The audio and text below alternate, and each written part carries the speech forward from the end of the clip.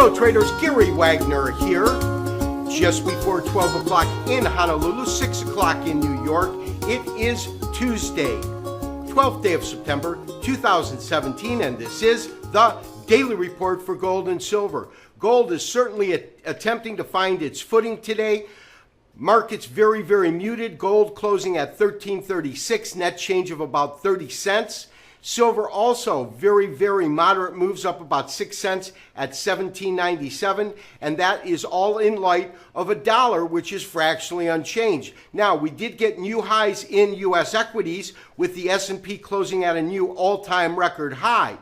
On today's show, I want to focus upon this current correction of gold and using two distinct technical studies, Fibonacci retracement and Elliott wave theory, look for potential points to find support, and then most importantly, forecast where we think gold will inevitably go in terms of its price point after this correction has concluded and the rally gets underway.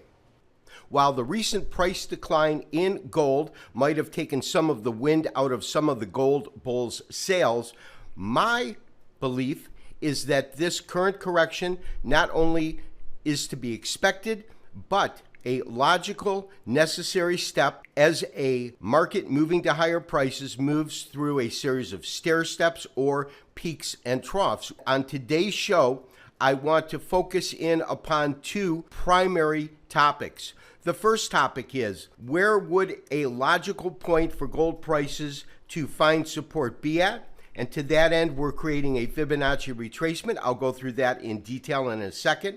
And the second is going to use Elliott wave forecasting modeling, because once we have waves 1, 2, and 3 firmly in place, we can then put together models based upon different levels that gold prices could fall and look at a one-to-one relationship between the first rally, wave 1 and wave 5, to forecast where we think gold prices will end up at before going into some sort of an ABC correction. So first, where can we look for gold prices to find support? And to that end, I have created a basic fib retracement of this current leg of the rally. And let me show you how I am breaking this down. If we go back to July, when prices hit just around 1200, and then we look at the first leg of the rally, that took us to roughly 1280. From there, we did get a price decline. This low that comes in is a 23% retracement of the rally, so a shallow retracement, whereas the bottom or the low that was achieved is just slightly below that point.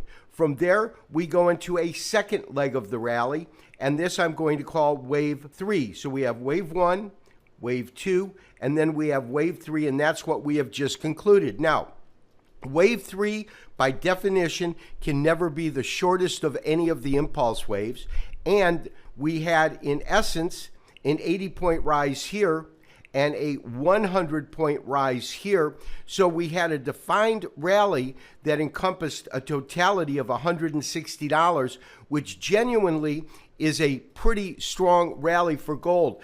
Some of the rallies that we've looked at, historically speaking, the strong ones will typically peak out with about a $160 gain, all said and done. Now, from there, we're going to take a look at a fib retracement. This fib retracement, simply put, begins at these lows at 1256 up to the conclusion or top in this current wave, and then calculate different areas that we would want to look at. Now, we have already taken out 1338. That is our 23% retracement.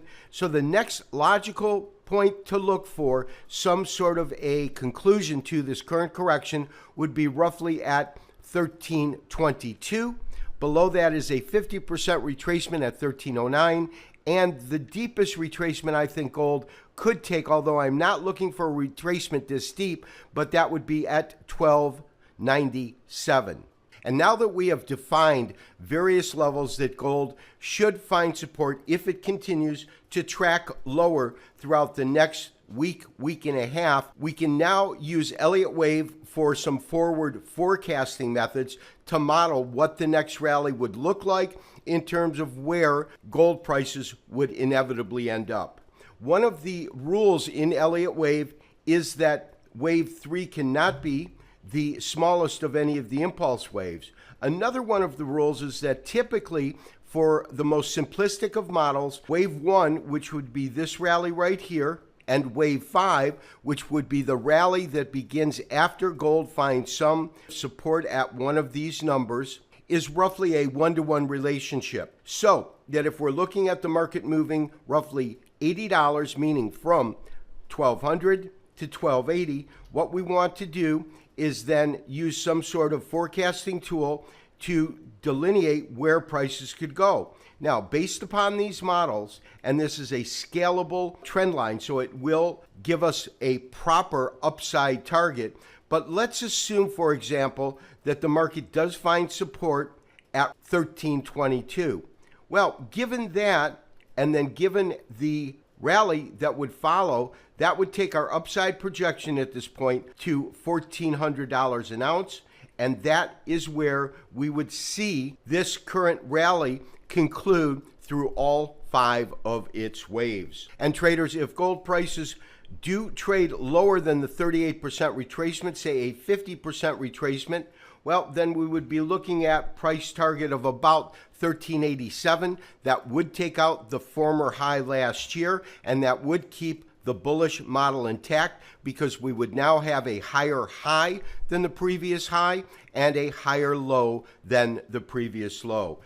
And traders, other markets that we want to look at to get some sort of an indication as to the future direction of gold and when this current correction will terminate, we want to look at equities, because equities are once again on fire. We have the S&P today up at a new all-time record high, 2496, up about 8 points on the day, but we can clearly see it being head and shoulders above any former price action. And as far as the US dollar goes, it is up only marginally today, but yesterday we had a pretty decent move in the dollar index, finally taking it off of these lows that came in just the other day at 91.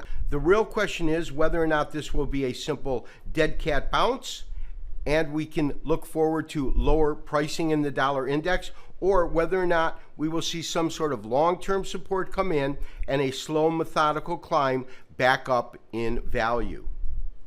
Traders, absolutely no doubt, we did get out of our position yesterday. We took a pretty nice profit, $3,200 per contract, roughly a 30% gain, but that dwarfs when you consider it was $20 higher just the night before. We cannot control the markets, but what we can control is our techniques and our systematic approach to maintaining proper equity and holding on to what we already have.